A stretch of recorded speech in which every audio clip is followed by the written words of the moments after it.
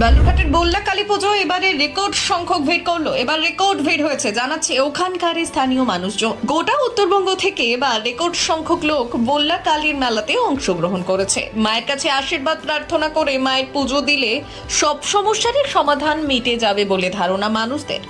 আড়াই দিনের এই পুজো এখন বাংলার মধ্যে অন্যতম বিখ্যাত পুজো। গত এক মাস ধরে এই উপলক্ষে গোটা বালুরঘাট জুড়েই চলছে বিশাল কর্মযজ্ঞ। তাছাড়া এই মেলা ঘিরে কর্মসংস্থানের আশায় বহু মানুষ আসছেন। এই মেলা প্রচন্ড বিখ্যাত মেলা জানিয়েছেন এখানকার সাধারণ মানুষ। এবার শিলিগুড়ি থেকেও প্রচুর মানুষ এই পুজো দিতে এসেছেন। মায়ের আশীর্বাদে আবার নতুন করে অনেক কিছু পাওয়া যাবে এই বিশ্বাসই আছে সাধারণ মানুষদের। প্রথমে বড় মা এবং পরে বল্লা কালী পুজো মানুষকে অনেকটাই ভুলিয়ে রেখেছে নানা ধরনের সমস্যা থেকে।